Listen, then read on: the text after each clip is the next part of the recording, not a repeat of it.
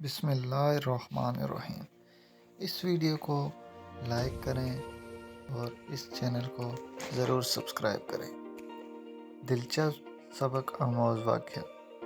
ایک بادشاہ نے کسی بات پر خوش ہو کر ایک شخص کو یہ اختیار دیا کہ وہ سورج غروب ہونے تک جتنی زمین کا دائرہ مکمل کر لے گا وہ زمین اس کو الاٹ کر دی جائے گی۔ اگر وہ دائرہ مکمل نہ کر سکا اور سورج غروب ہو گیا تو اسے کچھ نہیں ملے گا۔ یہ سن کر وہ شخص چل پڑا۔ چلتے چلتے ظہر ہو گئی تو اسے خیال آیا کہ اب واپسی کا چکر شروع کر دینا چاہیے، مگر پھر لالچ نے غلبہ پا لیا اور سوچا کہ تھوڑا سا اور آگے سے چکر کاٹ لو۔ پھر واپسی کا خیال آیا تو سامنے کے خوبصورت پہاڑ کو دیکھ کر اس نے سوچا اس کو بھی اپنی جاگیر میں شامل کر لینا چاہیے۔ الغرض واپسی کا سفر کافی دیر سے شروع کیا۔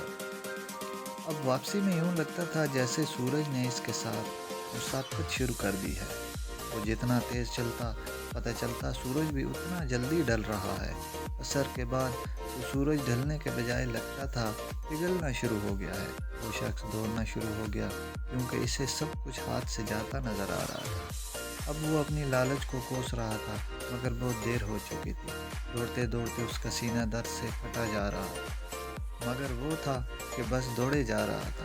آخر سورج غروب ہوا تو وہ شخص اس طرح گرا کہ اس کا سر اس کے سٹارٹنگ پوائنٹ کو چھو رہا تھا اور پاؤں واپسی کے دائرے کو مکمل کر رہے تھے۔ یوں اس کی لاش نے دائرہ مکمل کر دیا۔ جس جگہ وہ گرا تھا اسی جگہ اس کی قبر بنائی گئی اور قبر پر کتبہ لگایا گیا جس پر لکھا تھا، اس شخص کی ضرورت بس اتنی ساری جگہ تھی جتنی جگہ اس کی قبر ہے۔